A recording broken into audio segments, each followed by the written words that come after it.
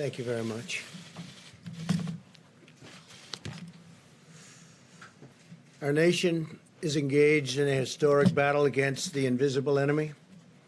To win this fight, we have undertaken the greatest national mobilization since World War II, and that's exactly what it's been. We've marshaled every instrument of American power, and we've unleashed our most potent weapon of all, the courage of the American people. These have been trying times. A cruel virus from a distant land has unfairly claimed thousands of precious American lives. To every citizen who has lost a cherished loved one, your pain is our pain. We mourn as one national family. Our country has come together. We draw solace from the faith that God has received and the departed. He has taken the departed into his eternal and loving embrace. They will never be forgotten. Over the last weeks and months, millions of Americans have joined together in a shared national sacrifice to halt the spread of this horrible disease. The Army built field hospitals and sports arenas and convention centers. The Army Corps of Engineers is great. Over 20,000 beds in record time. The Navy sailed hospital ships to our biggest cities. Life-saving supplies and experimental medicines were rushed to the front lines as we launched a rapid search for groundbreaking treatments and vaccines. We built the most advanced and robust testing anywhere in the world, and we've done more testing than any country anywhere in the world. We suspended dangerous foreign travel. We leveraged our industrial base to produce vast quantities of critical medical gear and enacted a historic $2 trillion relief package. Through it all, we have seen the heroism of our doctors and nurses like never before. These are our warriors. The bravery of our truck drivers, such bravery, and food suppliers, such incredible bravery, and the determination and drive of our citizens. Through this unified national endeavor, we have made great progress. You could really say incredible progress. Our experts and scientists report that our strategy to slow the spread has saved hundreds of thousands of lives. Models predicted between 1.5 million and 2.2 million U.S. deaths. If there was no mitigation, it could have even been higher than that. And between 100,000 and 240,000 deaths with mitigation. It's looking like we will come far under even these lowest numbers. Thanks to our all-out military operation and the extraordinary devotion of our people, we believe we will experience far fewer deaths than even the optimistic projection, but there is no such thing as an optimistic projection on death. One person is too many. Our experts say the curve has flattened and the peak in new cases is behind us. Nationwide, more than 850 counties, or nearly 30% of our country, have reported no new cases in the last 7 days. Because of our early and aggressive action, we have avoided the tragedy of healthcare rationing and deadly shortfalls that have befallen many other nations, nations which, wherever possible, we are helping. In America, no person who has needed a ventilator has been denied a ventilator. We're making hundreds of thousands of ventilators. We've delivered thousands and thousands of ventilators to the states. And actually, it's been an incredible operation. We started with very little, and we ended with a lot. The United States has achieved a significant lower mortality rate than almost all other countries. Based on the latest data, our team of experts now agrees that we can begin the next front in our war, which we are calling opening up America again. And that's what we're doing. We're opening up our country. And we have to do that. America wants to be open, and Americans want to be open. As I have said for some time now, a national shutdown is not a sustainable long-term solution. To preserve the health of our citizens, we must also preserve the health and functioning of our economy. Over the long haul, you can't do one without the other. Cannot be done. To keep vital supply chains running, these chains have to be taken care of so delicately. They're delicate. The balance is delicate. We want to deliver food and medical supply. We must have a working economy, and we want to get it back very, very quickly. And that's what's going to happen. I believe it will boom. A prolonged lockdown combined with a forced economic depression would inflict an immense and wide-ranging toll on public health. This includes a sharp rise in drug abuse, alcohol abuse, suicide, heart disease, and many other dimensions of physical and mental well-being. Moreover, many patients have put needed medical care on hold, creating entirely new hazards for public health. Our country has suffered. The world has suffered. 184 other countries have suffered. Therefore, my administration is issuing new federal guidelines that will allow governors to take a phased and deliberate approach to reopening their individual states. I've dealt with them now a long time, and we've had a great relationship. Democrat, Republican, the relationship has been good. This strategy is based on hard, verifiable data. I want to thank Dr. Birx for her incredible leadership in crafting these guidelines in consultation with scientists, experts, and medical professionals across government. Dr. Birx will explain the guidelines in more detail in a few moments. And Dr. Fauci has been absolutely terrific. We've all worked together, and we've worked together well. They are interested in the health of our country, and we're all interested in the viability and making us truly great again. We took the greatest economy in the history of the world, and we closed it in order to win this war, and we're in the process of winning it now. Our approach outlines 3 phases in restoring our economic life. We are not opening all at once, but one careful step at a time.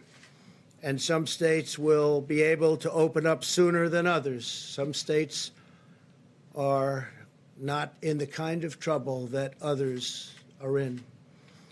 Now that we have passed the peak in new cases, we're starting our life again. We're starting rejuvenation of our economy again in a safe and structured and very responsible fashion. Our strategy will continue to protect senior citizens and other vulnerable populations while allowing military and other groups of incredibly talented people to go about their real business and the business that's supposed to be hard at work at doing, and nobody does it better. Our military is the greatest anywhere in the world, and we're so thankful for what they've done. Healthy Americans will now be able to return to work as conditions on the ground allow. Instead of a blanket shutdown, we will pursue a focus on sheltering the highest risk individuals, so important. We're establishing clear scientific metric and benchmarks on testing, new case growth and hospital capacity that must be met before advancing to each phase. And that's each phase specifically in the reopening of our country. This is a gradual process. As the caseload in a state continues to go down, restrictions can continue to be eased and come off.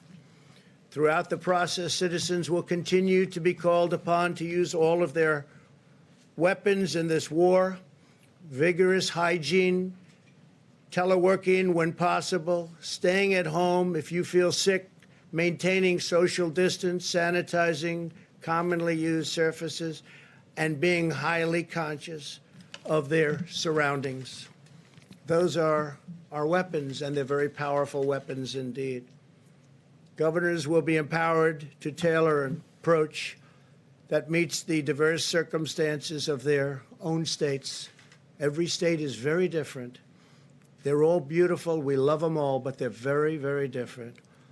If they need to remain closed, we will allow them to do that. And if they believe it is time to reopen, we will provide them the freedom and guidance to accomplish that task, and very, very quickly, depending on what they want to do. We are also encouraging states to work together to harmonize their regional efforts. We'll have numerous cases where states have worked and will be working very, very closely together. As we reopen, we know that there will be continued hardships and challenges ahead. Our goal will be to quickly identify and address any outbreaks and put them out rapidly. If the virus returns in the fall, as some scientists think it may, possibly, these guidelines will ensure that our country is up and running so that we can likewise put it out quickly. At the heart of our strategy is the vital role of medical research, especially for therapies that will significantly improve outcomes for high-risk patients and reduce the need for urgent care. This will be tremendously valuable in allowing life to eventually return to normal.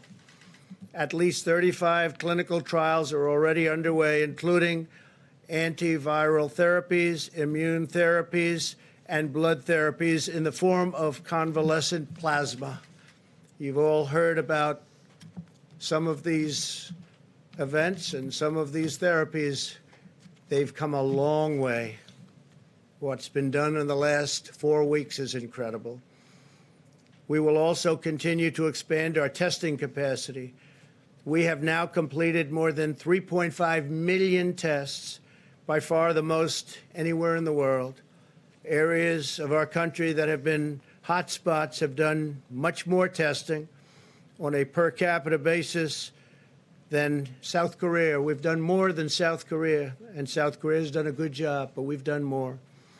We will continue to work with governors to advise them on how to conduct both surveillance and diagnostic testing.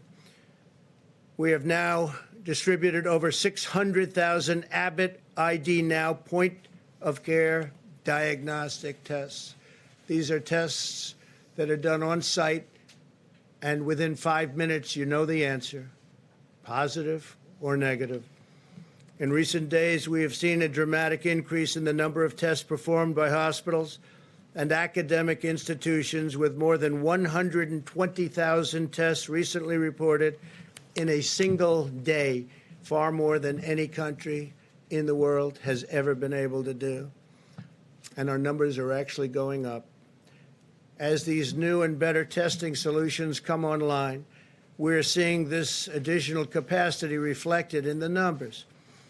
For this reason, the number of tests processed in commercial laboratories has dropped from approximately 100,000 to roughly 75,000 tests over the last week. The reason it dropped is because we have so many other tests and we don't even have to go through the laboratories. But the laboratories have tremendous additional capacity, and states feel free to use that capacity. Some in the media falsely reported this as a bad thing, when in fact it is a great thing, because it indicates that the states are moving to faster, more local testing solutions, including on-the-spot tests. So this drop in the utilization of commercial laboratories is an affirmation that testing, which is at an all-time high, is growing at a historic rate. In other words, the laboratories are great, but now we have forms of testing that are much quicker, much better, and we don't have to use the laboratories, but they're there, and they have a great capacity to do the work. As Dr. Birx has been advising our governors for weeks, we continue to have an excess testing capacity of 1 million tests per week available for use, and our capabilities are growing every single day, especially with the new tests that are coming onto the market rapidly.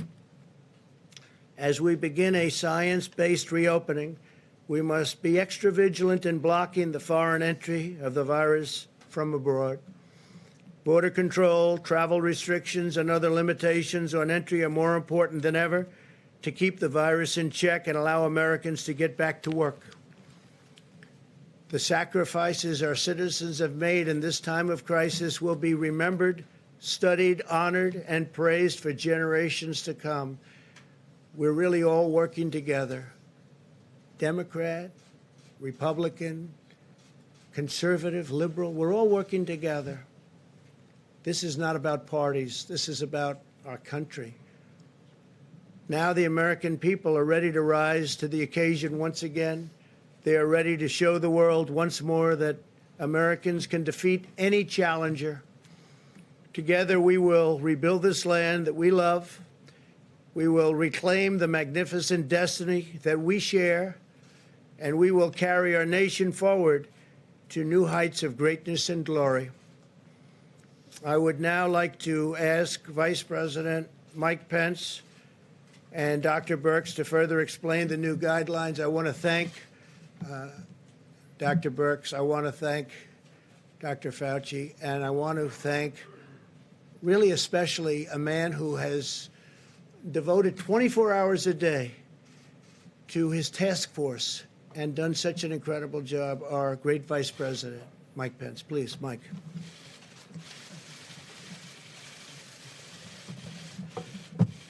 Thank you, Mr. President.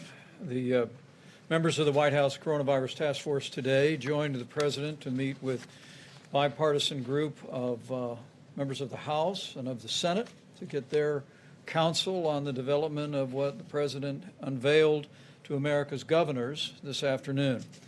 The new guidelines for opening up America again are a product of the best science and the best common sense that the President has marshaled on this team and from a broad range of advisors from all across the nation. From the moment President Trump established the White House Coronavirus Task Force, early on, he made it clear that we have no higher priority than the health and safety of the American people. The President launched a whole-of-government approach. And while we stand here on this day, with more than 640,000 Americans having contracted the coronavirus, and our hearts go out to the families of the more than 31,000 Americans who lost their lives and those who continue to struggle with serious consequences of the corona. Million Americans before the end of the month of April, and we'll continue to scale those resources. So testing and medical supplies will continue to be an ongoing partnership with our states, and we want our healthcare workers and people all across the country to know of our commitment to that. Finally, the President directed us to propose a phased approach to reopening our economy. It is based on up-to-date data and readiness. We'll continue to provide the very best data to our states, working with their health officials. The focus is on the mitigation of any risk of resurgence or the emergence of the coronavirus in states where it's not yet emerged. There is a focus in the President's new guidelines on the most vulnerable. And we made this very clear to the governors today. These new guidelines for opening up America again can be implemented on a statewide basis or on a county-by-county basis. With that, I'm happy to turn it over to Dr. Deborah Birx. And if I may, Mr. President, I'd like to also extend my admiration and appreciation to Dr. Birx, Dr. Fauci, and every member of our task force that worked around the clock to develop these recommendations for opening up America, where I know every American is grateful for your leadership and for theirs. Deborah? Thank you, Mr. President, Mr. Vice President. We're going to go through these quickly because I know you have them and many of you have already spoken to them on television. Next slide, please. This is a very important slide. It talks about the gatekeeping criteria to moving into phase 1. It's very much related to what you just saw about influenza-like illness. And the United States has been tracking influenza-like illnesses through the Centers of Disease Control for years. Both the state and public health officials are used to watching this. County health officials are used to watching it. And frankly, every family around the United States knows how to access this on the CDC website in order to get up-to-date information to the communities. It also looks at a syndromic emergency room type visits, again, housed at the CDC, and really is our surveillance program that can be utilized for a lot of different illnesses, but in this case will be utilized for respiratory diseases. In addition, we are tracking the number of cases, and it must have a downward trajectory for 14 days, as well as the influenza-like illness and the syndromic illnesses, and a downward trajectory in the number of positive tests with persistence of high levels of testing. For the hospitals, it's to ensure that we can treat all patients without resorting to any crisis care, and ensuring that there's a robust testing program in place for at-risk healthcare workers, including frontline responders with their emerging antibody tests. Next slide. Now, just to show you what this looks like. So what the CDC did for me under the direction of Bob Redfield was to chart what the syndromic illnesses were reporting throughout the early part of March. And you can see in New Orleans, respiratory diseases were starting to be seen in the emergency room. That is the red line. The cases are shown in the dark blue line. The gray mountain is testing, and underneath that is the blue mountain of positives. And you can see that the early alert was present from the emergency room about early respiratory disease.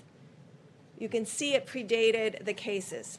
So throughout the summer, when we do not have flu to contaminate this picture, we'll be able to follow this syndromic pattern, city by city, county by county, community by community, state by state. Next slide.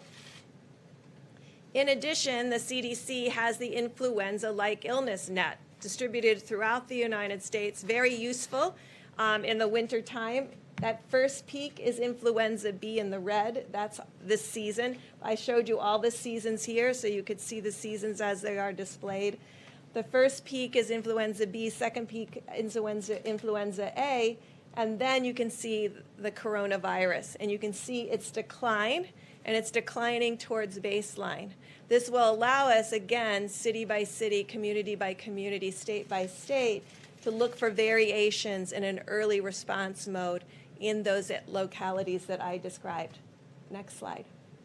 So hopefully you see that we've brought CDC and their amazing talent of individuals at the Center for Disease Control and Prevention and all of their abilities to this response and also to the surveillance that we need in this response. But I want to call your attention to the third bullet on this graphic. So we're tracking those two pieces that I described. But the third bullet is about setting up sentinel surveillance sites to be able to distinguish and find asymptomatic individuals. Individuals that you've heard about that may be either pre-symptomatic or asymptomatic throughout their entire disease course. We want to be able to find them in communities of particular vulnerability. So we'll be doing sentinel surveillance throughout nursing homes, throughout inner city federal clinics, throughout indigenous populations, to really be able to find early alerts of asymptomatic individuals in the community, and both for the syndromic cases that are tested, the influenza-like cases, and the asymptomatic cases, doing contact tracing, again with support from the Centers for Disease Control, working with each state and local government. In addition, we want to make sure that all the healthcare facilities have adequate protective, personal protective devices, and the equipment to handle the surge, and to ensure the ICUs can handle increased capacity. We want every state to have a plan for the health and safety of its workers in critical industries, and to protect the health and safety of those living in high-risk facilities, including senior care facilities, as we discussed with sentinel surveillance, but also additional surveillance. When we talked with all of the states that had not had a major metro outbreak, their sentinel surveillances picked up always the first cases in nursing homes. And so this is a very much a big focus of the plan moving forward. I won't go into the rest of the details on this slide, but there's quite a bit of details on the expectations of every state and local government. Next slide. You'll recognize this slide. Next slide, please.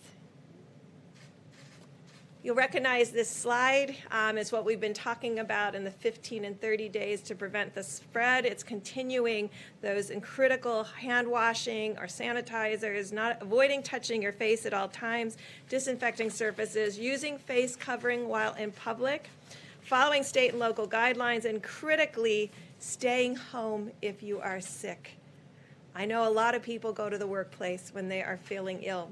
You know when you're feeling ill. It won't get better by going to work. So we're asking again for people to stay home when they're sick. Next slide is for employers to ensure that there can be social distancing and protective equipment, temperature checks, use of disinfectant in high traffic areas, including break rooms, and ensuring that we don't do there's no non-essential business travel, and then monitoring for any symptomatic individuals in the workplace. And again, if you become ill at work, to immediately to go home. And ensure that there's contact tracing of all the individuals that become sick. I'm going to go through the phases very quickly, but you have the details. Phase 1. Again, you have to go through those gating criteria related to 14 days of decreasing evidence of illness and decreasing testing despite adequate testing. So phase 1 begins with all vulnerable individuals, including those with comorbidities, continuing to shelter in place, and ensuring that those that first go out into the public are not those that are most vulnerable to bad outcomes in this disease. And then ensuring that we continue to do 6 feet maximum physical distancing in public spaces, continuing to avoid large gatherings, and all non-essential travel. For the employers, next slide. Again, if a vulnerable population needs to return to work and cannot be teleworking, there should be special accommodations for all vulnerable populations, as well as options for teleworking.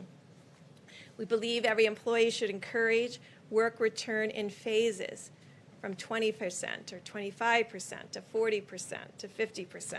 And again, minimize all non-essential travel. Phase 1 continued. Next slide. If the schools are already closed, they should remain closed. All visits to senior living facilities and hospitals should continue to be prohibited. Large venues, including sit-down dining, can only be operated under strict physical distancing protocols and maintaining those 6 feet. Gyms could open if they, again, could adhere to strict physical distancing, and elective surgeries can resume on an outpatient basis. Phase 2. Next slide. Next slide. Again, you have to go through the criteria again of a continuation of another 14-day decline among those criteria that were in the gating. Again, we're asking for all vulnerable individuals shelter in place. We did not put a timeline on any of the phases. We want the governors, with the data that they have, community by community, to be setting up those timelines. Again, we're asking for the public to continue to maximize physical distance. However, we increased social settings to be able to now have 50 individuals, and non-essential travel can resume. Next slide. This is for the employers. We still would like to encourage telework, and the common areas should remain closed or be physically distanced. All non-essential travel for employees can resume. And then again, special accommodations for vulnerable. Next slide. This should be a relief to many of households that have small children. Schools, daycares, and camps can reopen in phase 2. Visits to senior living facilities, however, should remain in hospitals prohibited. Large venues can operate, but solely under moderate physical distancing, and elective surgeries can resume on an outpatient and inpatient basis. Phase 3. And so phase 3, I won't go through in detail, is essentially returning to our new normal with all of what we talked about through all phases, continuing the good hygiene practices, continuing the respect for spaces between individuals, because we know that we still have an issue with asymptomatic spread. I do believe with this plan that we're both confronting the issue of finding symptomatic individuals through our networks with early alert, as well as those who come and present to different hospitals and emergency room with testing and contact tracing, but critically have put in place what we believe is a safety net through asymptomatic sentinel surveillance that is centered around our most vulnerable groups between nursing homes and our Native American people and indigenous populations, and our inner city groups that we know may be in multi-generational households and of unique risk. I'll stop there, Mr. President. Thank you very much. Thank you very much, Mr. President, Mr. Vice President. So as you've seen just now from the detailed presentation from Dr. Birx, this is a rather robust program for re-entering into normality. There's a lot of details here, and I know it'll take a little bit of time to digest them all. So what I thought would be good, since I really want to be brief to allow time for questions, is to kind of take us back to the discussions that we've had here before and why this is a natural evolution from what we had said before. You might recall that on a few occasions when I was up here before you, I told you that when we get to the point where we're going to take those steps towards trying to get back to some form of normality, that it would not be a light switch that you could turn on and off. I meant that in two different components. The first of all, that we are a very large country, and we have different dynamics in the country. We have areas of the country that have gone through a terrible ordeal, and others that fortunately have gone and gotten through this rather lightly. So that's the first thing. The second thing is that light switch on and off is the exact opposite of what you see here, which is a gradual gradation with the first thing and the only thing in mind as the health people here, my colleagues who are either physicians, scientists, or public health issues, the predominant and completely driving element that we put into this was the safety and the health of the American public. And I know there are a lot of other considerations that go into opening, considerations that you've heard of right from this podium. But the dominating drive of this was to make sure that this is done in the safest way possible. So let me just make a couple of comments to just reiterate more from a broader standpoint the things that Dr. Birx did so well in a very granular detail. First of all, in order to even consider getting into the phasing, you have to pass a hurdle. And that's the hurdle that we refer to as gating in. Now, when you think about it and look at the map of the country and look at the differences in different parts of the country, you will see that there are some regions, states, locations that are going to be almost already into some of that gating and will have already fulfilled some of those criteria. Others, because of the dynamics of the outbreak in the area, will take longer to be able to do that. But you don't get to phase one until you get through the gating. And then in order to make sure that safety and health is the dominant issue, the design of the phases were just that. You go into phase one, if you get no rebound, and you satisfy the gating for yet again a second time, then you go to phase two. If you have no rebound and you satisfy the gating criteria for a third time, you go into phase three. So there are multiple checkpoints of safety there. So as I've said from this podium, when we were talking about the first 15 days of the mitigation, and then we extended it another 30 days, I essentially pleaded with the American public to say, let us make sure we do the best that we can to accomplish that. And in fact, mitigation works. You saw the charts that the Vice President and that Dr. Birx put up. it worked. And what we hope, and I believe we will be successful, if we carefully do this, again, with the attention to the safety and health of the American public, that we will be able to, it will be staggered. Not every state, not every region is going to do it at the same time. That's clearly obvious because of the varied dynamics of the outbreak. But we feel confident that sooner or later, we will get to the point, hopefully sooner, with safety as the most important thing, to a point where we can get back to some form of normality.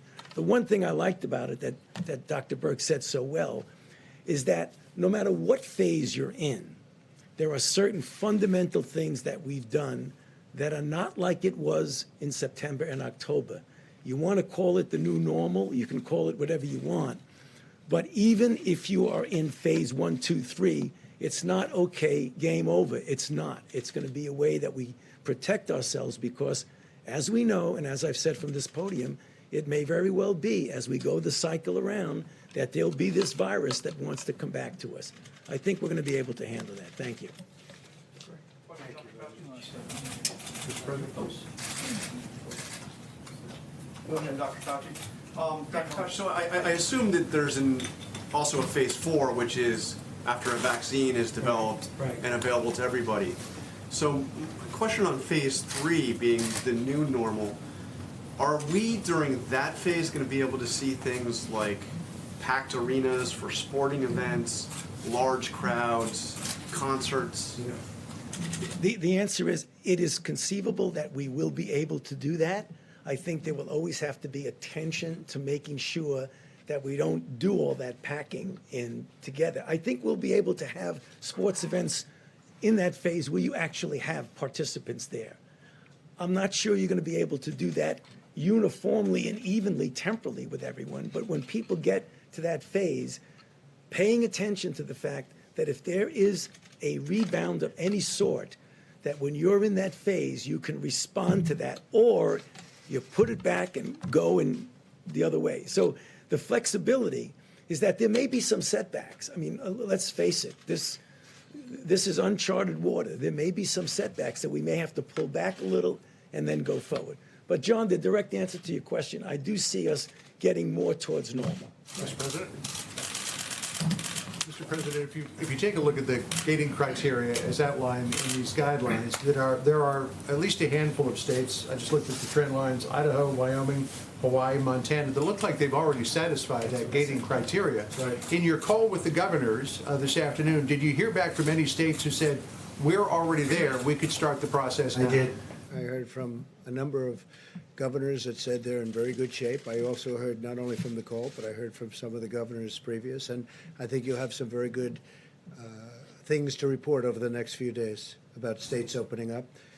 And I think, John, having to do with your call on sports, depending on the area, depending where we're talking about, you're going to have large areas of our country where this has not been or has been totally eradicated.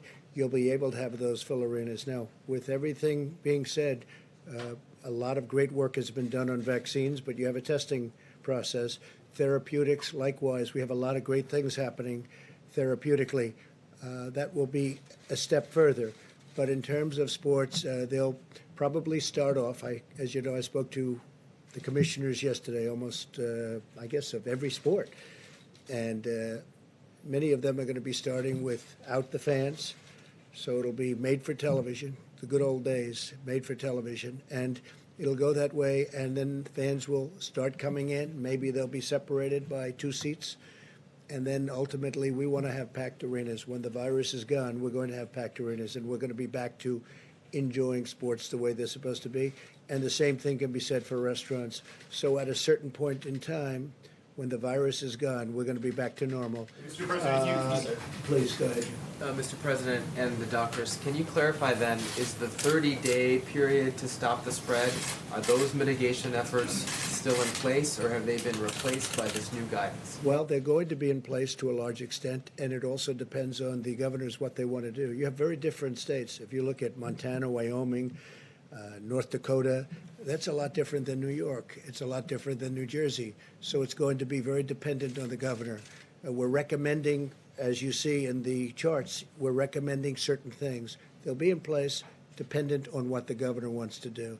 If we see something wrong, we will be expressing ourselves very strongly. Please go ahead. Thank you, Mr. President. Does this mean that states such as Montana and Utah that already meet that gating period, will they be able to go to phase one as early as, say, tomorrow if the governor decides? You're talking about those states that are in great shape already? Yes. They will be able to go literally tomorrow, yes, because they've met all of the guidelines. If you go back, you're going back 14 days, you're going back even a month, and they have the ones that I'm thinking about, the ones that I've already spoken to governors about, they've met those guidelines actually pretty long ago.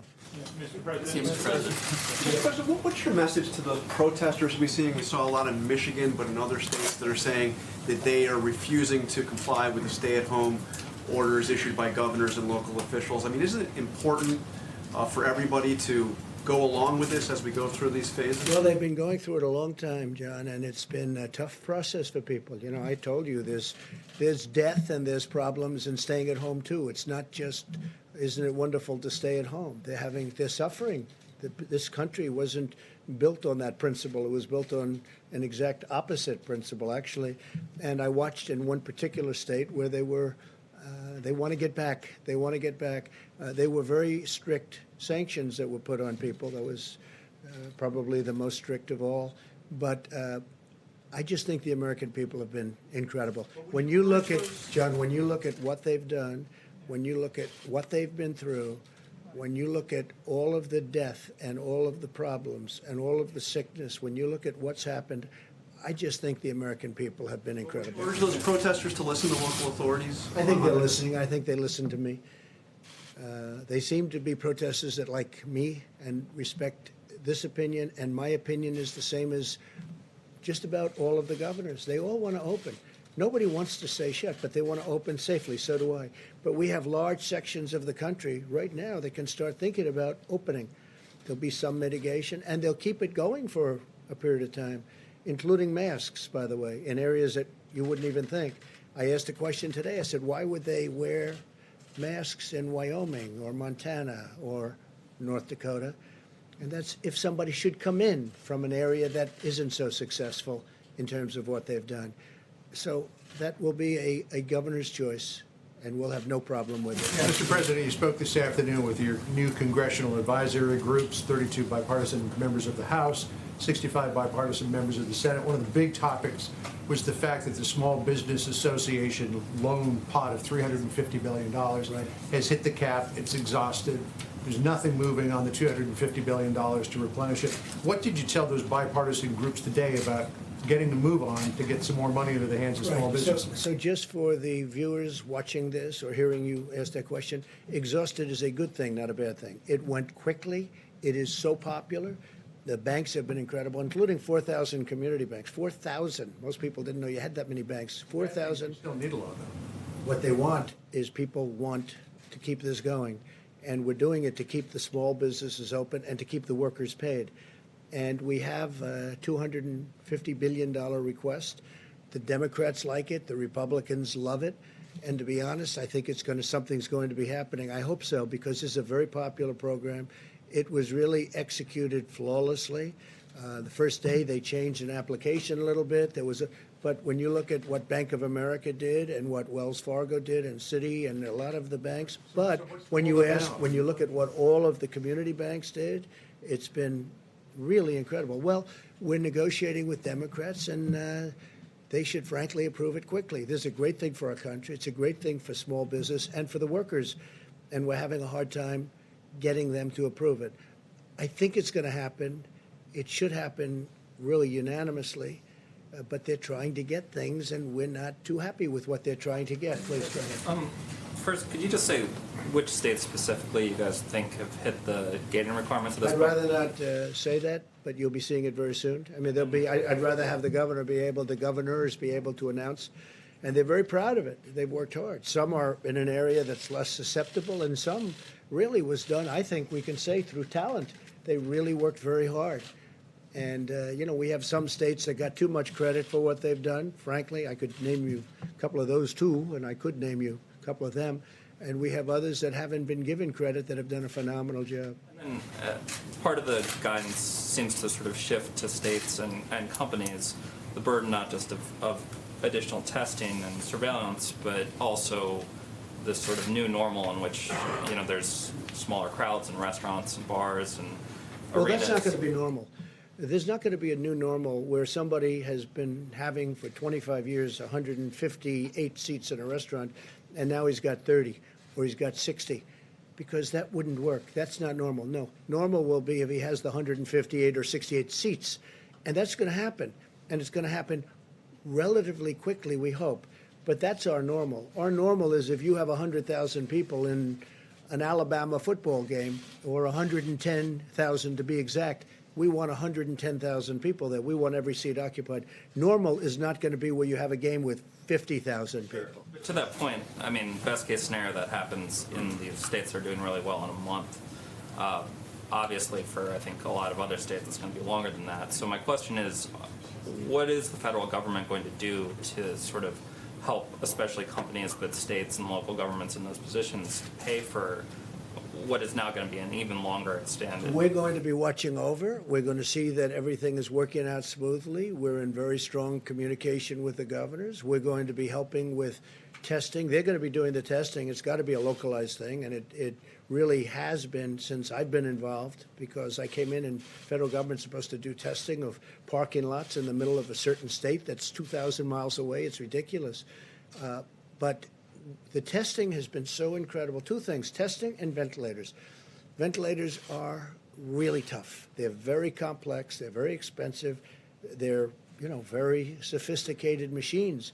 Some are unbelievably sophisticated. Well, we built, you saw General Motors yesterday, thousands are being issued.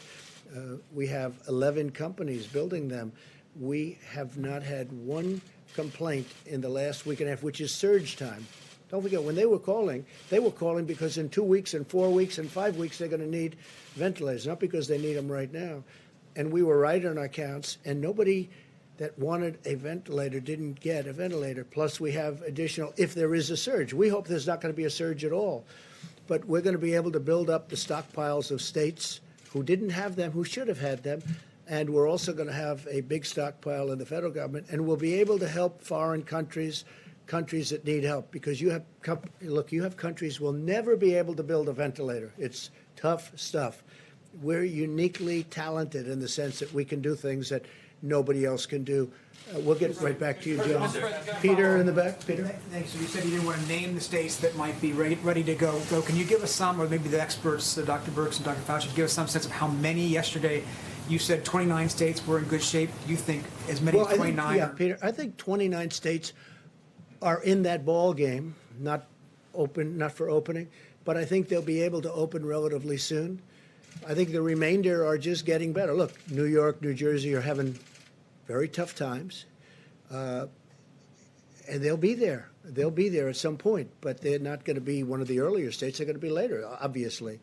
I just spoke with the governor of New Jersey. We just spoke with Mike and a couple of folks. We had a great talk with him. Phil is a terrific guy. He's working very hard. Democrat, but we get along. He's working very, very hard. I guess the fact that he's right next to this big, massive city where everybody's very closely, they're together. And New Jersey's been hit unbelievably hard as hard as anybody in the true sense. But they're doing a great job in New Jersey. But that doesn't mean, Peter, that they're going to be opening next week. That's not one that's going to be. But we have a lot of states that, through location, through luck, and also through a lot of talent. We have states through a lot of talent are in a very good position, and they're getting ready to open. And over the next very short period of time, it's going to be up to the governors. We're going to work with them. We're going to help them. But it's going to be up to the governors. I think you're going to see quite a few states starting to open. And I call it a beautiful puzzle. You have 50 pieces, all very different. But when it's all done, it's a mosaic. When it's all done, it's going to be I think, a very beautiful picture. And very important is what Dr. Fauci said. It could be that sometime in the fall, there'll be some flare-ups. We're going to be in a great position with everything we've done and everything we've learned. This was something that nobody ever saw before. Such contagion and very, very powerful. People don't realize, because we all probably have friends. I have a number of people that were just great people who were just decimated by what happened. Some are dead right now. They're dead. They went into a hospital. One called me. He said, I tested positive. 4 days later, he was dead. The following day, after he said that, he was unconscious. So this is a tough deal. At the same time, some people got sniffles and they didn't even realize they had a problem. And they are supposedly immune. We're going to find out about that. Even that's a little bit soon because we don't know how long the immunity lasts. But, Peter, some states are in great shape, and they're really in great shape to open. And I think you'll have quite a few states opening soon, and they're going to be very vigilant. They're going to be very careful. The public health. A lot of public health experts have said that this would be better done if there were comprehensive surveillance testing, which we're obviously not in position to do. I wonder if maybe Dr. Burks and Dr. Fauci Sure, we can can tell do us that. whether Either they one, feel please. comfortable. Dr. Fauci and I will do it together. I just wanted to, it's why I wanted to put up the syndromic and the influenza-like illness piece, because what is key in this is the early alerts and getting in there before they even know they have a problem. And I think CDC has been remarkable in building these platforms. Dr. Redfield integrated them, so they're all on the same website. If you look at COVID-19, if you go into cases, you can find all of the data. And the beauty of it is the states are used to utilizing that through flu season. So the testing and contact tracing, and Dr. Redfield will be putting people in every single state to make sure that CDC is standing beside the state and local health officials to make sure that all of those cases are immediately identified and contact traced.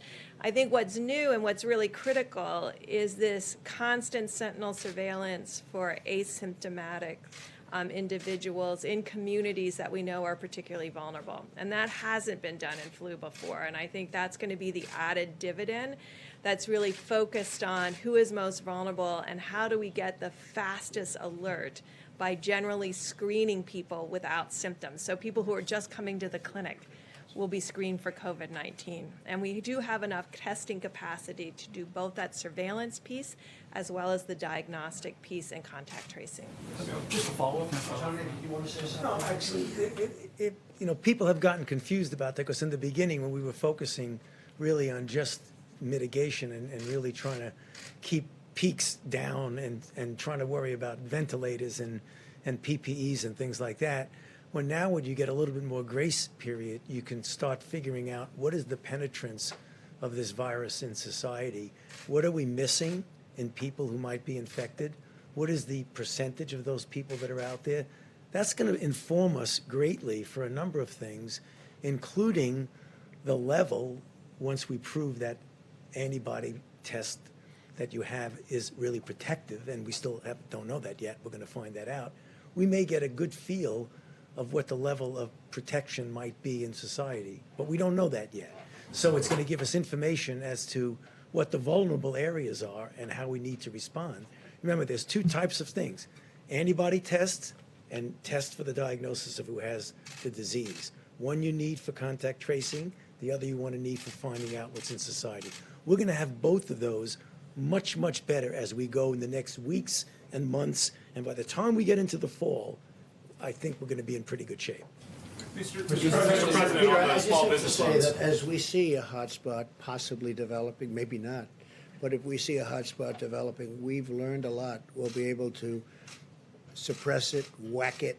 We'll be able to do things that people weren't even thinking about because nobody's ever gone through this. In 1917, they went through something that was similar, probably not as contagious, probably more powerful in certain other ways, but we are going to be able to suppress it, we think, and we're going to watch it very closely. We're going to be able to watch things very closely. Please. Mr. President. Yeah, Bob, please.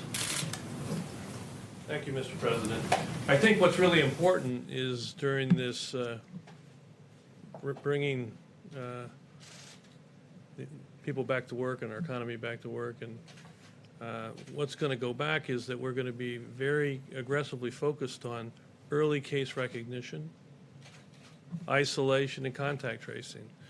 In the event that we just went through, unfortunately, as we started, we were very capable of doing that. When the initial cases all came from China, all the way through January, all the way through to the end of February, We were able to identify cases early, the first 14, do the contact tracing, over 800 contacts. We identified that 2 of those contacts were actually infected. We were able to isolate them. We were able to contain the outbreak. We're about to enter a new phase of this where we're going back to containment. And mitigation is going to continue, as Dr. Birx and others have said. Some of the things that we've learned to do, we're going to continue. But the major thrust of how we're going to control and make sure that we continue to keep this nation open is early case recognition, isolation, and contact tracing. That's the fundamentals of public health. That's what we're going to do. You see, we have very good surveillance systems that are going to help us. As we see these cases sporadically across the country, we've got to jump on them with early diagnosis, isolation, and contact tracing. That's what CDC is going to continue to help build that capacity in the states across this nation. Mr. President, just follow And on. one other thing, because we discussed this today with the senators, we had the congressmen and women. There'll be some areas of our country, wide open plains, wide open spaces, with not that many people, relatively speaking, where you're not going to have to do that. Senators were saying there is no reason to do that in certain states and certain areas where you have the wide open. In other cases, we will be doing that. So we'll be following it. Largely, that also will be a function of governors. They know their states. So largely, that's going to be a function of governors. Yes. Yeah, you mentioned I think you used the term clear scientific benchmarks on testing. And the main periscope that I think you guys are talking about is the ILL syndromic as well as the surveillance and the sentinel testing. Are you opening things up then without doing, I just want to be clear, are you opening things up without doing widespread testing? Is that because you don't have the capacity or you don't think it's necessary? We do have the capacity, but you have states without any problem. You have states with few cases, and those few cases have healed. You have states with very little death, relatively speaking. As I said, one is too many, but you have states with very little, and frankly, they're at a point where they have almost nothing. So this is a much different case than a New York or New Jersey, where they're going through, frankly, they go through hell. And if you look at New York, I'm looking at bed count, because you have to look at bed count, and it's really dropped. We built the Javits Center with 2,900 beds, and it was, they built it in 4 days. They did an incredible job, the Army Corps of Engineers. It was not used very much. We sent the hospital ship in to New York Harbor, and it was not used. Then we went COVID, and it still was not used very much because the bed count has gone way down, way, way down. In these states, when do you see yourself Go getting ahead, back please. to campaigning? Mr. President, I mean, This is not campaigning. I want to make the country better. I don't care about campaigning. This is about making our country better. I think this team has been incredible. Whether it's Army Corps of Engineers, whether it's FEMA. One thing that happened on the call today that I noticed more than anything is Pete Gaynor. So many governors said, I want to thank you. Pete Gaynor called up. They had tornadoes in a big part of our country this week. And they were all saying that he has been unbelievable. They called one after another. They were thanking us that's FEMA. And they were thanking us. No, I want to heal this country. This is a war. We've been through a war. We have an invisible as opposed to a visible enemy. I think in many ways the invisible enemy is much more dangerous, is much tougher. In the G7 today, I went through country after country. We were there. We all get along great. Angela Merkel and Shinzo Abe, Prime Minister of Japan, and all of them. And their countries have been devastated by this. Their economies have been devastated by this. 184 countries all over the world. And we went through one after another. And I was angry because this should have been told to us. It should have been told to us early. It should have been told to us a lot sooner. People knew it was happening, and people didn't want to talk about it. I don't know why, but we're going to get to the bottom of it. But people should have. I'm not saying anything. I'm saying people should have told us about this. They should have told the rest of the world too. When I looked at Germany talking today, when I looked at France talking today, the European Union was there represented. That represents a lot of countries. Their economies have been devastated, but they're going to build them back. But we're going to build this economy back bigger, better, stronger than ever before. You watch. And we have stimulus. And we're going to do things, whether it's infrastructure, which we would like to be able to do, our roads, our tunnels, our highways, our bridges. Our bridges need help. you know, a lot of you have reported on our bridges. A lot of bridges are in bad shape. They should have been fixed 25 years ago, and they're still standing. They have to be fixed. So hopefully we'll get an infrastructure bill. The good news is the interest rate is close to zero, and zero interest is a good thing when it comes to rebuilding your infrastructure and your country back. Please, in the back.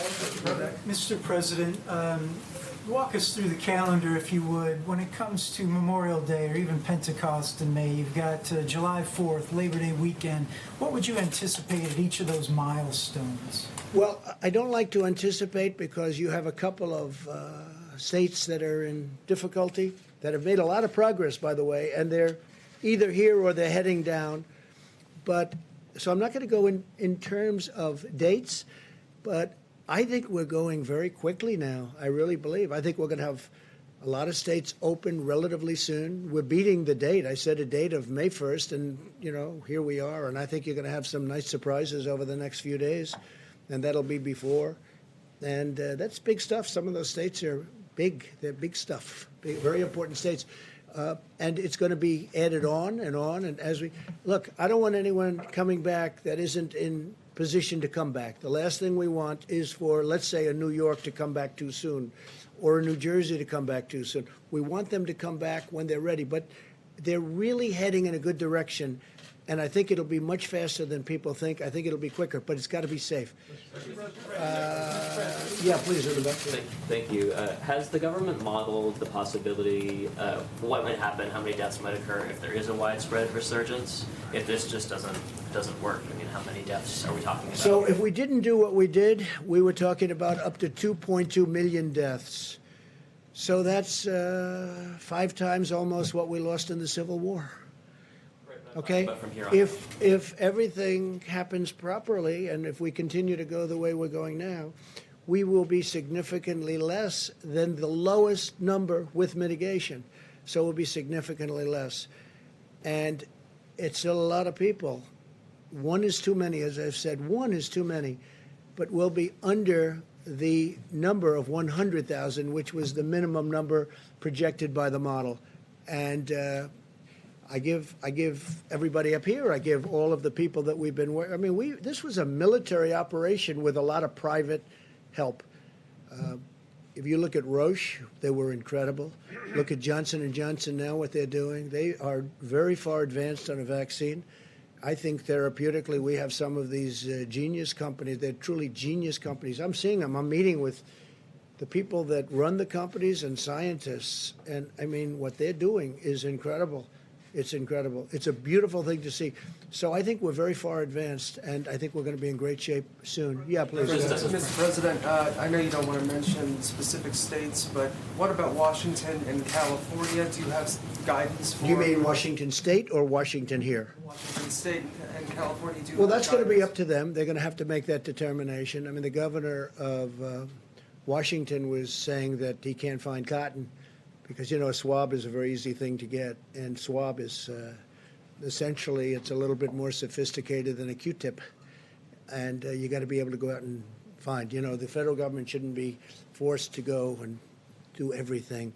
What we've done is incredible. What we've done are the ones that can't be done, like, for instance, the ventilators that can't be done by anybody but a very powerful, very great manufacturing country, which is what we are and what we're really getting to be. And I have to tell you, some of these companies, what the job they've done, and we're going to recognize them pretty soon, the job they've done in terms of getting out, in particular ventilators, because ventilators are so hard.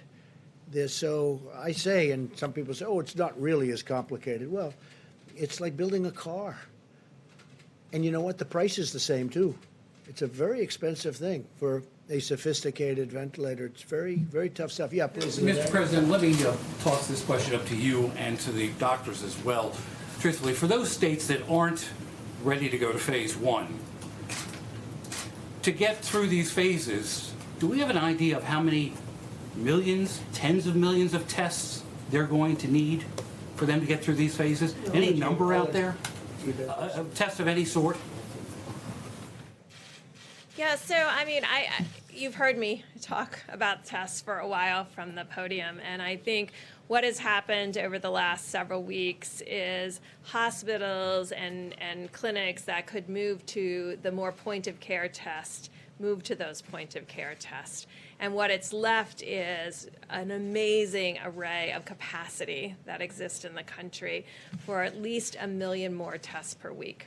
So we have a whole team working lab by lab to see what it would take to turn on all of those labs that aren't running the pieces of equipment now.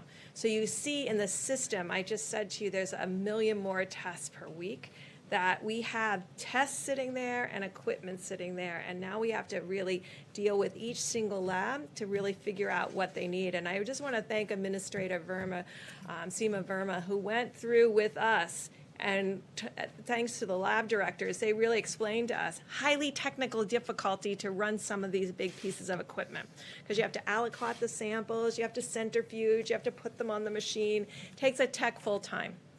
At $50 a test, it wasn't enough to hire another technician to run the machine full time. So at $100 a test, it is. So those are the kinds of changes we have to make bit by bit by bit.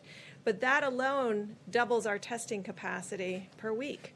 So we're committed to work with laboratories to answer every one of their issues with the state and local governments. And I think, frankly, every conversation I have, and the governors will say, I need 5,000 people tested.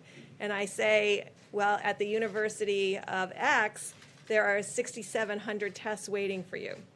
So it's more of making sure that every governor and every public health official knows exactly where every lab is and where the tests are, so we can create with them a real understanding so all these tests can be run. So yes, there is twice the capacity right now. You're So assuring just so you the government understand, that- excuse me, just so you understand, we have tremendous testing capacity. You look at the labs, they're actually saying, send us. And the reason it's gone down is because we have so many other tests that frankly are easier because you don't have to send. They're on site.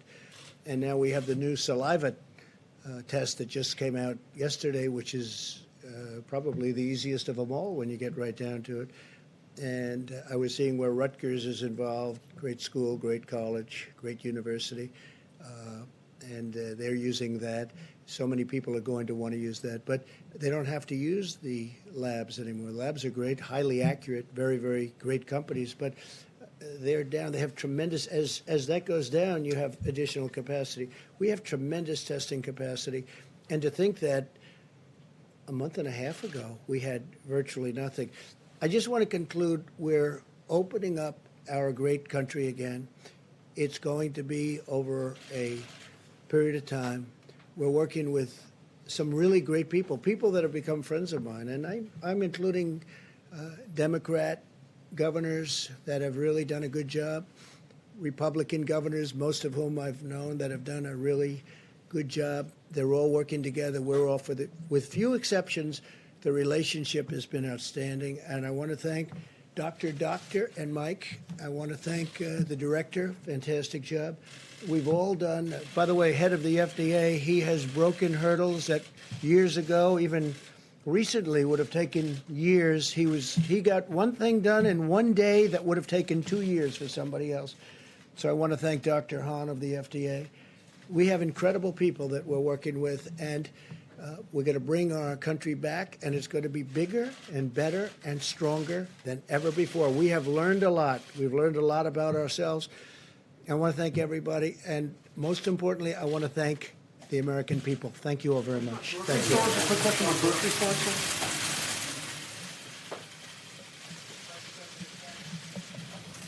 Vice President, Kroger grocery stores asked grocery personnel to be classified as secondary first responders or emergency personnel so they can get access to testing. Is that something that the federal government will be open to? We're working with all of our. Okay. Right.